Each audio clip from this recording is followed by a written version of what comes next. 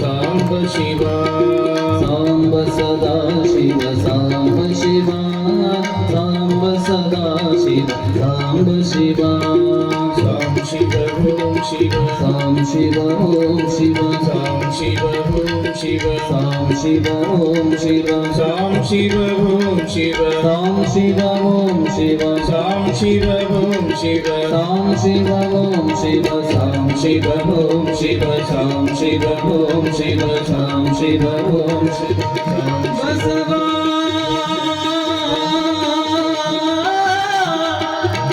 ಬಸವ ಬಸವ ಬಸವ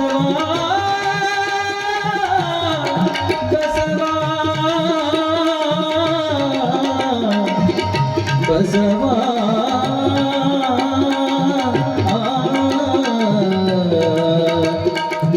ಬಸವ ಬಸವ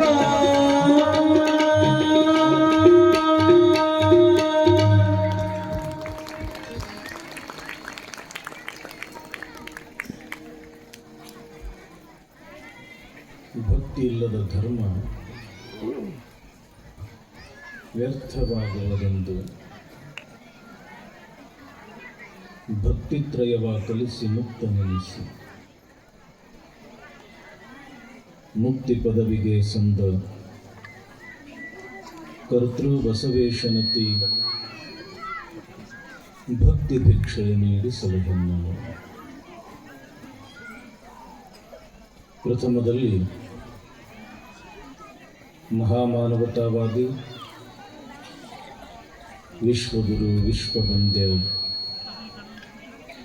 ಅಣ್ಣ ಬಸವಣ್ಣನವರನ್ನು ಎಲ್ಲ ಪ್ರಮುಖರನ್ನು ಸ್ಮರಣೆ ಮಾಡಿ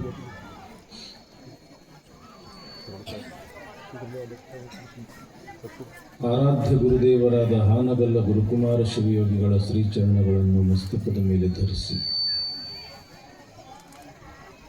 ಶಿವ ಮೆಚ್ಚುವಂತೆ ಬಸವ ಪುರಾಣ ಬರೆದ ಭೀಮಕವಿಗಳವರನ್ನು ಸ್ಮರಿಸಿ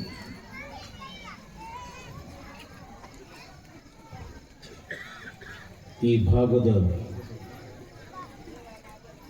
ನೆಲ ಜಲವನ್ನು ಪವಿತ್ರಗೊಳಿಸಿ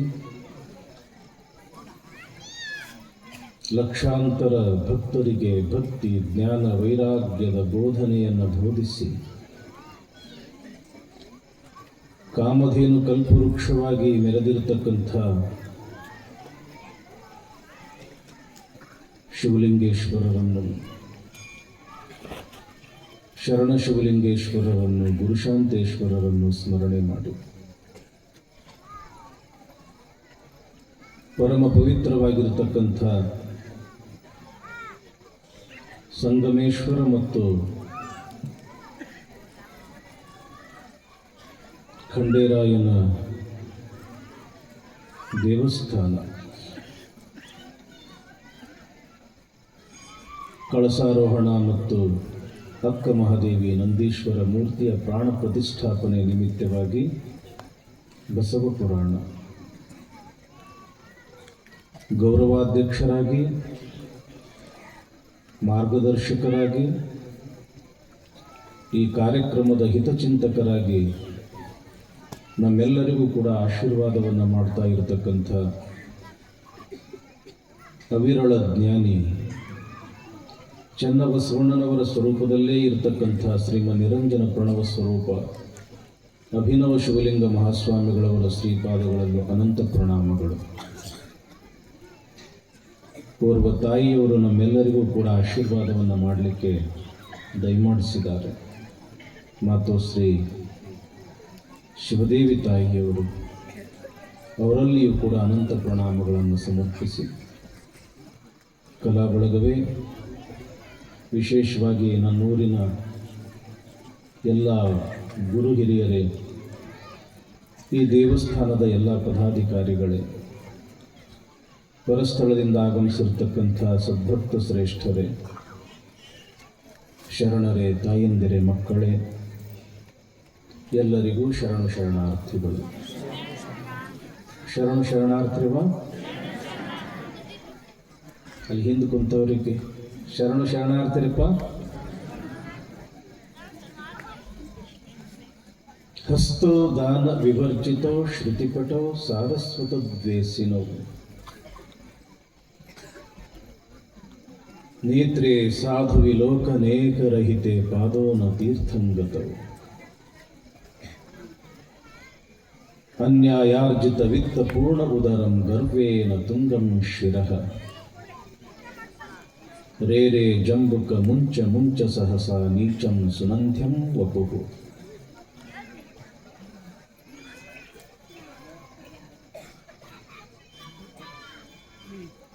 ಒಂದು ಅಜ್ಜಿ ಪಾಪ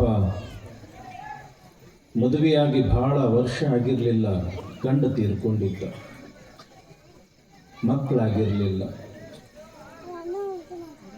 ನನ್ನವರು ಅಂತ ಯಾರೂ ಇರಲಿಲ್ಲ ಪಾಪ ಆ ಅಜ್ಜಿಗೆ. ಊರಲ್ಲಿ ನಿಮ್ಮಂಥವ್ರ ಮನೆಯೊಳಗ ಕಸ ಮುಸ್ರಿ ಮಾಡಿಕೊಂಡು ಹೆಂಗೋ ಉಪಜೀವನ ಸಾಗಿಸ್ತಿತ್ತು ಪಾಪ ಆ ಮುದುಕಿ. ದುಡಿದಳು 60-65 ವರ್ಷ ಆಗಿತ್ತು. ಎಲ್ಲರಿಗೂ ಒಂದು ಆಶೆ ಅನ್ನೋದು ಹೆಂಗ ಇರ್ತದ,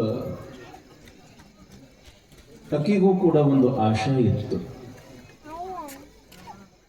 ಸಾಯುದ್ರೊಳಗ ಕಾಶಿಗೆ ಹೋಗಬೇಕು,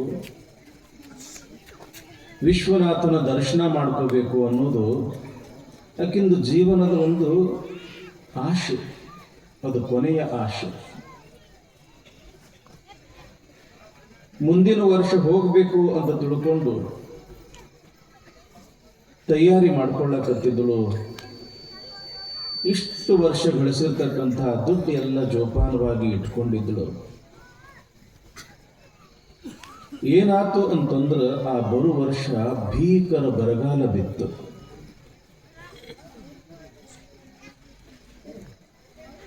ಊರಾಗ ಬಹಳ ಬಡ ಜನ,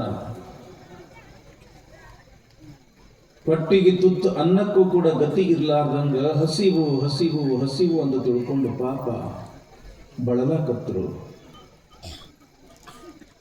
ಅವರ ಹಸಿವಿನ ಬಾಧೆಯನ್ನ ನೋಡಾಕ ಪಾಪ ಈ ಮುದುಕಿಗೆ ಆಗಲಿಲ್ಲ.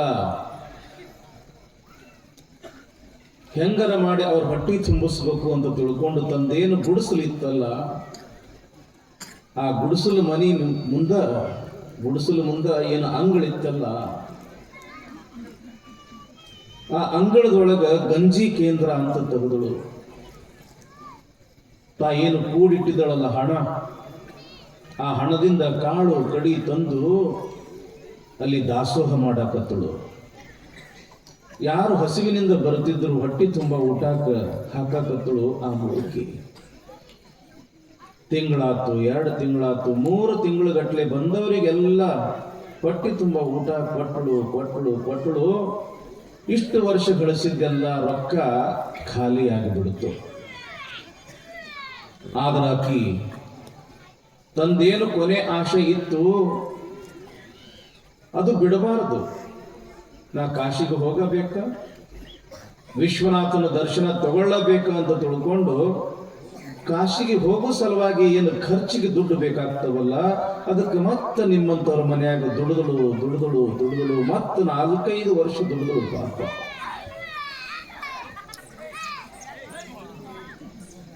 ಯಾವಾಗ 4-5 ವರ್ಷ ದುಡಿದಳು ಮತ್ತೆ ಕೈಯಾಗ 4 ದುಡ್ಡು ಹಣ ಸಿಕ್ತು.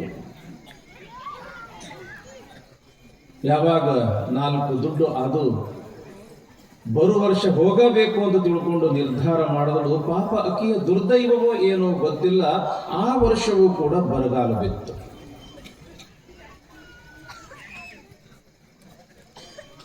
ಯಾವಾಗ ಬರಗಾಲ ಬಿತ್ತು, ಮತ್ತೆ ಹಸಿವಿನಿಂದ ಜನ ಬಳಲಾಕತ್ತು. ಅವ್ರ ತ್ರಾಸು ನೋಡಕ ಆಗ್ಲಿಲ್ಲ ಮುದುಕಿಗೆ. ಮತ್ತೆ ಗಂಜಿ ಕೇಂದ್ರ ತೆಗೆದಳು. ತಾ ಏನು ರೊಕ್ಕ ಗಳಿಸಿದಳಲ್ಲ, ಮತ್ತೆ ಕಾಳ ಕಡಿ ತಂದು ಬಡಬಗ್ಗರಿಗೆ ಹೊಟ್ಟಿ ತುಂಬ ಊಟ ಹಾಕಕತ್ತಳು. ದುಡ್ಡು ಎಲ್ಲ ಮುಗಿಯಾಕ ಬಂತು. ಆ ಊರಾಗಿರ್ತಕ್ಕಂಥ ನಿಮ್ಮಂತ ಒಬ್ಬ ಹಿರಿಯ ಮನುಷ್ಯ ಬಂದು ಆ ಮುದುಕಿಗಂತಾನ, ಏನ ಅಜ್ಜಿ ಎಂಥ ದುರ್ದೈವ ನಿಂದು. ಇಷ್ಟು ವರ್ಷ ದುಡಿದಿ ಗಳಿಸ್ದಿ, ನಿನ್ನ ಕೊನೆ ಆಸೆ ಕಾಶಿ ನೋಡಬೇಕು ಅಂತ. ಆದ್ರೆ ಕಾಶಿನ ನಿನಗೆ ನೋಡಕ್ಕಾಗಲಿಲ್ಲಲ್ಲ. ಯಾಕ ಅಂತಂದ್ರ ಇಟ್ಟು ದಿವಸ ಮೈಯಾಗ ಕಸುವಿತ್ತು, ದುಡಿತಿದ್ದಿ, ರೊಕ್ಕ ಗಳಿಸ್ತಿದ್ದಿ. ಇನ್ನು ಏನು ನಡ ಬಾಗಿ ಬಿಟ್ಟದ, ತಲಿ ಅಡಗಾಡಕತ್ತದ. ದುಡಿಬೇಕು ಅಂದ್ರೆ ಮೈಯಾಗ ಕಸುವಿಲ್ಲ. ನಿನ್ನ ಕೊನೆಯ ಆಶೆಯಾಗಿಯೇ ಉಳಿತು. ಕಾಶಿಗೂ ಹೋಗಕ್ಕಾಗ್ಲಿಲ್ಲ, ವಿಶ್ವನಾಥನ ದರ್ಶನವೂ ಕೂಡ ಮಾಡಕ ಆಗ್ಲಿಲ್ಲ ಅಲ್ಲ ಅಂತ ತಿಳ್ಕೊಂಡು ಯಾವಾಗ ನಿಮ್ಮಂತ ಹಿರೇ ಮನುಷ್ಯ ಅಂದ, ಆವಾಗ ಆ ಮುದುಕಿ ಅಂತಾಳ, ಎಂಥ ಮಾತ. ಹೌದ್ರಪ್ಪ, ನೀವು ಹೇಳುದು ಖರೆ ಅದ. ಇನ್ನು ಮುಂದೆ ನನಗೆ ದುಡಿಯಕ್ಕಾಗೋದಿಲ್ಲ, ಯಾಕೆ ಮೈಯಾಗ ಶಕ್ತಿನೇ ಇಲ್ಲ. ನಾನು ಕಾಶಿಗೆ ಹೋಗ್ಲಿಲ್ಲ ಅಂದ್ರೆ ಏನಾಯ್ತು? ಇವತ್ತು ನೋಡ್ರಿ, ಈ ಮನಿ ಅಂಗಳದೊಳಗ ದಾಸೋಹ ನಡೆದದ. ನನ್ನ ಮನೆಯ ಅಂಗಳವೇ ಕಾಶಿ ಆಗ್ಯದ. ಬಡವರ ರೂಪದೊಳಗ ವಿಶ್ವನಾಥನೇ ಬಂದು ಊಟ ಮಾಡಿ ಹೋಗಕತ್ತಾನ. ನಮ್ಮ ಜನ್ಮ ಸಾರ್ಥಕ ಆಗೋದು ಯಾವಾಗ ಅಂತಂದ್ರೆ 4 ಮಂದಿಗೆ ಉಪಕಾರ ಮಾಡಿದಾಗ. ಪರಮಾತ್ಮ ಅಮೂಲ್ಯವಾಗಿರ್ತಕ್ಕಂಥ ಈ ಶರೀರ ಕೊಟ್ಟಾನ. ಈ ಶರೀರದಲ್ಲಿ ಇರ್ತಕ್ಕಂಥ ಅವಯವಗಳ, ಇಂದ್ರಿಯಗಳ ಪಾವಿತ್ರ್ಯತೆ ಯಾವಾಗ ಆಗ್ತದ ಅಂತಂದ್ರ ಅವುಗಳ ಸದುಪಯೋಗ ಮಾಡಿಕೊಂಡಾಗ. ಅದಕ್ಕಂತಾರ ಅವರ ಹಸ್ತವು ದಾನ ವಿವರ್ಜಿತವು. ಕೈ ಕೊಟ್ಟಾನ ಭಗವಂತ ಅಂತಂದ್ರೆ ಒಂದಿಷ್ಟು ಒಳ್ಳೆಯ ಕೆಲಸಗಳನ್ನ ಮಾಡಪ್ಪ, ಒಂದಿಷ್ಟು ಧರ್ಮದ ಕೆಲಸಗಳನ್ನ ಮಾಡು, ಪುಣ್ಯದ ಕೆಲಸವನ್ನ ಮಾಡು, ಸತ್ಯ ಶುದ್ಧ ಕಾಯಕವನ್ನ ಮಾಡು. ಬಂದಿರತಕ್ಕಂಥ ಹಣದೊಳಗ ಒಂದಿಷ್ಟು ದಾನ ಮಾಡು, ಒಂದಿಷ್ಟು ಧರ್ಮ ಮಾಡು, ಒಂದಿಷ್ಟು ದಾಸೋಹ ಮಾಡು. ನಾವೇನು ತಿಳ್ಕೊಂಡಿರ್ತೀವಿ ತಂಗಿ? ನಮ್ಮ ಕೈ ಚಂದ ಕಾಣಿಸ್ಬೇಕಾಗಿತ್ತು ಅಂತಂದ್ರ ಕೈ ತುಂಬಾ ಬಂಗಾರದ ಬಳೆಗಳು ಹಾಕೋಬೇಕು, ನಾನಾ ರೀತಿಯ ಆಭರಣಗಳನ್ನು ಈ ಕೈಗೆ ಹಾಕಬೇಕು. ಹಾಕಿದಾಗ ಈ ಕೈ ಚಂದ ಕಾಣಿಸ್ತದ ಅಂತ ನಾವು ತಿಳ್ಕೊಂಡಿರ್ತೀವಿ, ಏನ್ರಿಪ್ಪ? ಆದ್ರೆ ಈ ಕೈ ಬಂಗಾರದಿಂದ ಸುಮ್ಮ ಕಣ್ಣಿಗೆ ಚಂದ ಕಾಣಬಹುದು. ಆದ್ರೆ ಈ ಕೈಗೆ ಯಾವಾಗ ಕಿಮ್ಮತ್ತು ಬರ್ತದ ಅಂತಂದ್ರೆ ತಂಗಿ, ಒಂದಿಷ್ಟು ದಾನ ಧರ್ಮ ಮಾಡಿದಾಗ ಈ ಕೈಗೆ ಕಿಮ್ಮತ್ತು ಬರ್ತೈತೆ ಹೊರತು ಬೇರೆ ಆಭರಣಗಳನ್ನು ಧರಿಸಿಕೊಳ್ಳುವುದರಿಂದ ಈ ಕೈಗೆ ಕಿಮ್ಮತ್ತು ಬರುವುದಿಲ್ಲ. ಹಸ್ತಸ್ಯ ಭೂಷಣಂ ದಾನಂ ದಾನೇನ ಪಾಣಿ ನತು ಕಂಕಣೇನ. ಯಾವಾಗಲೂ ಕೂಡ ಮನುಷ್ಯನಲ್ಲಿ ಕೊಡುವ ಗುಣ ಇರಬೇಕಂತಾರ. ಈ ಪ್ರಪಂಚದೊಳಗ ಯಾವುದು ಕೊಟ್ಟದ ಅದು ದೊಡ್ಡದಾಗ್ಯದ. ಈ ಪ್ರಪಂಚದೊಳಗ ಯಾವುದು ಕೊಟ್ಟದ ಅದು ಪೂಜಿಸಲು ಯೋಗ್ಯ ಆಗ್ಯದ. ನಾವು ಈ ಭೂಮಿಯನ್ನ ಪೂಜೆ ಮಾಡ್ತೀವಿ, ಯಾಕೆ? ಇದು ನಮಗೆ ಕೊಡ್ತದ. ಒಂದು ಬೀಜ ಬಿತ್ತದಿವಿ ಅಂತಂದ್ರೆ 100 ಬೀಜ ಕೊಡ್ತದ. ಒಂದು ಸಸಿ ನೆಟ್ವಿ ಅಂತಂದ್ರೆ ದೊಡ್ಡ ಗಿಡ ಆಗ್ತದ, ಹೂವ ಕೊಡ್ತದ, ಹಣ್ಣು ಕೊಡ್ತದ, ನೆರಳು ಕೊಡ್ತದ. ಅದು ಕೊಡ್ತದ ಅಂತ ತಿಳ್ಕೊಂಡು ಅದ್ರ ಪೂಜೆ ನಾವು ಮಾಡ್ತೀವಿ. ಗಿಡ ಪೂಜೆ ಮಾಡ್ತೀವಿ, ಯಾಕೆ? ಅದು ನಮಗೆ ಕೊಡ್ತದ. ಆಕಳು ಪೂಜೆ ಮಾಡ್ತೀವಿ, ಅದು ನಮಗೆ ಕೊಡ್ತದ. ನದಿ ಪೂಜೆ ಮಾಡ್ತೀವಿ, ಅದು ನಮಗ ಕೊಡ್ತದ.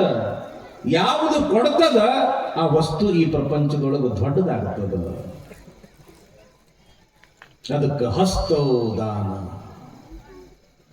ಕೈ ಅದ ಅಂತಂದ್ರ ಒಂದಿಷ್ಟು ದಾನ ಧರ್ಮಗಳು ಬೇಕು. ಯಾವಾಗಲೂ ಮನುಷ್ಯ ಆಸ್ತಿ ಅಂತಸ್ತಿನಿಂದ ದೊಡ್ಡವಾಗುವುದಿಲ್ಲ. ಗುರು ಶಿಷ್ಯರು ಒಂದು ಊರಿಗೆ ಹೋದ್ರು. ದೊಡ್ಡ ಮನಿ ಮುಂದೆ ದೊಡ್ಡ ಕಟ್ಟಿ.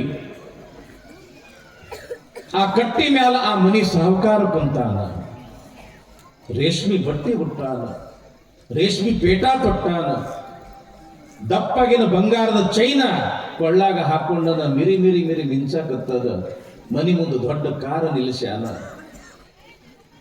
ಅದನ್ನ ನೋಡಿರ್ತಕ್ಕಂಥ ಶಿಷ್ಯ ತನ್ನ ಗುರುವಿಗಂತನ, ಅಪ್ಪರ ನೋಡ್ರಿ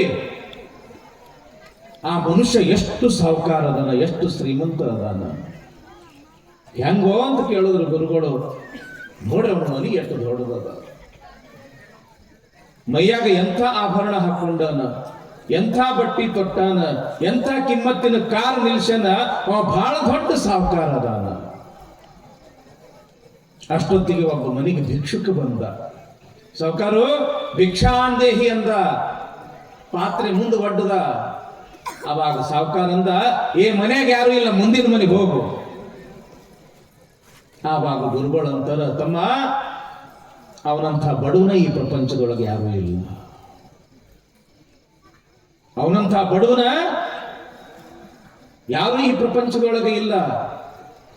ಮನುಷ್ಯ ದೊಡ್ಡವ ಆಗುವುದು ಮನೆಯಿಂದ ದೊಡ್ಡವ ಆಗುವುದಿಲ್ಲ, ಮನಸ್ಸಿನಿಂದ ದೊಡ್ಡವ ಆಗ್ತಾನೆ ಮನುಷ್ಯ ಈ ಪ್ರಪಂಚದೊಳಗೆ.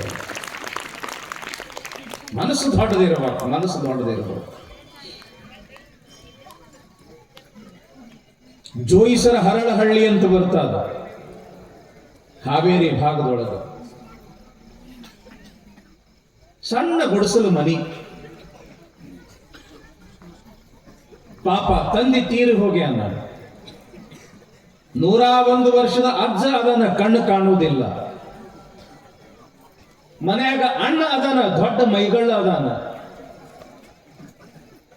ಅವು ಅದಳ ಪಾಪ ಹೊರಗು ದುಡಿಯಾಕ ಹೋಗುವಂಗಿಲ್ಲ.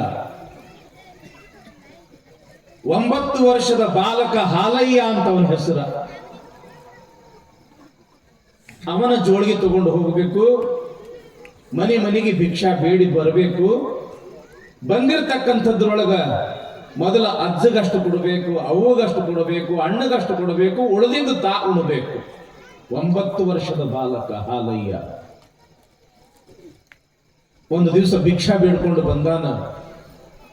ಅಜ್ಜಗಷ್ಟು ಕೊಟ್ಟಾನ, ಅವ್ವಗಷ್ಟು ಕೊಟ್ಟಾನ, ಅಣ್ಣಗಷ್ಟು ಕೊಟ್ಟಾನ. ತನ್ನ ಪಾಲಿಂದ ಏನು ಒಂದು ತುತ್ತು ರೊಟ್ಟಿ ಇತ್ತು, ಆ ತುತ್ತು ರೊಟ್ಟಿ ಉಣಬೇಕು ಅಂತ ತಿಳ್ಕೊಂಡು ಹಿಂಗ ಕುಂತಾನ. ಮನಿ ಮುಂದೆ ಒಬ್ಬ ಜಂಗಮ ಬಂದು ಭಿಕ್ಷಾಂದೇಹಿ ಅಂದ. ಬಾಯ್ತನ ಒಯ್ದಿರ್ತಕ್ಕಂಥ ತುತ್ತ ಹಂಗ ಕೆಳಗಿಳಿಸದ. ತನ್ನ ತಟ್ಟೆಯಲ್ಲಿ ಇರ್ತಕ್ಕಂಥ ಆ ತುತ್ತು ರೊಟ್ಟಿಯನ್ನು ಬಂದಿರತಕ್ಕಂಥ ಜಂಗಮನಿಗೆ ನೀಡಬೇಕು ಅಂತ ಹೇಳಾಕತ್ತಿದ್ದ. ತಾಯಿಯಾಗಿರ್ತಕ್ಕಂಥ ನಿಲವ ಅಂತಳ, ಏನೋ ಹಾಲಯ್ಯ ಏನು ಮಾಡಕತ್ತಿ? ಯವ್ವ, ಈ ತುತ್ತು ರೊಟ್ಟಿ ಜಂಗಮನಿಗೆ ದಾನ ಮಾಡಕತ್ತೀನಿ. ಎಂತ ಹುಚ್ಚದಿಯೋ,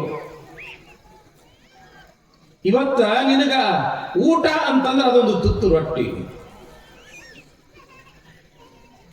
ಬಂದಿರತಕ್ಕಂಥವನಿಗೆ ಅದನ್ನು ನೀಡದಿ ಅಂತಂದ್ರೆ ಇವತ್ತು ಇಡೀ ದಿವಸ ನೀವು ಉಪವಾಸ ಇರಬೇಕು. ಆ ಬಂದ ಜಂಗಮನಿಗೆ ಮುಂದೆ ಹೋಗು ಅಂತ ತಿಳ್ಕೊಂಡು, ಯಾಕೆ ಹೇಳಬಾರದು ಅಂತ ತಿಳ್ಕೊಂಡು ತಾಯಿ ಕೇಳಿದಾಗ ಆವಾಗ ಆ ಹಾಲಯ್ಯ ಅಂತನ, ಯವ್ವ, ನಾನು ಒಬ್ಬ ಜಂಗಮ ಅದೇನೆ. ನಾನು ಭಕ್ತರ ಮನೆಗೆ ಭಿಕ್ಷೆಯನ್ನ ಬೇಡಲಿಕ್ಕೆ ಹೋದಾಗ, ಐನೋರ ಮುಂದಿನ ಮನೆಗೆ ಹೋಗು ಅಂತ ತಿಳ್ಕೊಂಡು ಯಾರಾದ್ರೂ ಅಂದ್ರ ಅದ್ರ ನೋವು ಏನದ ಅನ್ನೋದು ನನಗೆ ಗೊತ್ತೈತಿವ. ಆದ್ರ ಆ ನೋವು ನನ್ನ ಮನೆಗೆ ಬಂದಿರತಕ್ಕಂಥ ಜಂಗಮನಿಗೆ ಆಗಬಾರ್ದವ. ನಾವು ಉಪವಾಸ ಇದ್ರೂ ಕೂಡ ಪರವಾಗಿಲ್ಲ, ಆ ಜಂಗಮ ಸಂತೃಪ್ತಿಯಿಂದ ಹೋಗ್ಬೇಕು ಅಂತ ತಿಳ್ಕೊಂಡು ತನ್ನ ಪಾಲಿನ ತುತ್ತು ರೊಟ್ಟಿಯನ್ನು ನೀಡಿರತಕ್ಕಂಥ ಆ ಹಾಲಯ್ಯ ಬೇರೆ ಯಾರು ಅಲ್ಲ, ಹಾನಗಲ್ಲ ಕುಮಾರ ಶಿವಯೋಗಿಗಳು. ಮನುಷ್ಯ ಯಾವ ಕೊಡ್ತಾನ ಆ ವ್ಯಕ್ತಿ ದೊಡ್ಡವ ಆಗ್ತಾನ. ಹಾನಗಲ್ಲ ಕುಮಾರಸ್ವಾಮಿಗಳು ಎಷ್ಟು ದೊಡ್ಡವರಾದರು ಅಂತಂದ್ರೆ, ನಮ್ಮಂಥ ಒಬ್ಬರಲ್ಲ ಇಬ್ಬರಲ್ಲ ಸಾವಿರ ಮಠಾಧೀಶರನ್ನ ತಯಾರು ಮಾಡಿ ನಮಗೆ ಅನ್ನ ವಸ್ತ್ರ ವಿದ್ಯೆಯನ್ನ ಕೊಡ್ತಕ್ಕಂಥ ಮಹಾದಾಸೋಹಿಗಳಾದ್ರು ಹಾನಗಲ್ ಕುಮಾರಸ್ವಾಮಿಗಳು.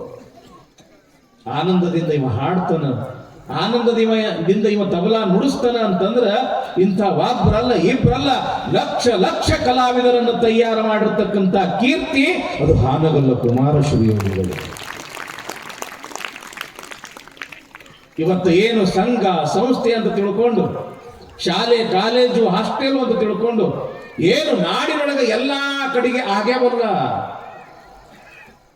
ಅದಕ್ಕೆಲ್ಲ ಪ್ರೇರಣೆ ಕೊಟ್ಟವರು ಹಾನಗಲ್ಲು ಕುಮಾರಸ್ವಾಮಿಗಳು. ಯಾಕೆ ಈ ಮಾತು ಹೇಳ್ತೀನಿ ಅಂತಂದ್ರೆ, ಯಾವ ವ್ಯಕ್ತಿ ಪವಿತ್ರ ಭಾವದಿಂದ ಸಮಾಜ ರೂಪಿ ಜಂಗಮಕ್ಕೆ ದಾನ ಮಾಡ್ತಾನ, ಆ ವ್ಯಕ್ತಿ ಈ ಪ್ರಪಂಚದೊಳಗ ದೊಡ್ಡವನಾಗ್ತಾನ್ರಿಪ್ಪ. ಶಂಕರಾಚಾರ್ಯ ಹೆಸರು ಕೇಳಿರಿ. ಅದ್ವೈತ ಮತವನ್ನು ಸ್ಥಾಪನೆ ಮಾಡಿರ್ತಕ್ಕಂಥ ಶಂಕರಾಚಾರ್ಯ ಒಂದು ಮುದುಕಿ ಮನೆಗೆ ಭಿಕ್ಷೆಗೆ ಹೋಗ್ತಾರೆ.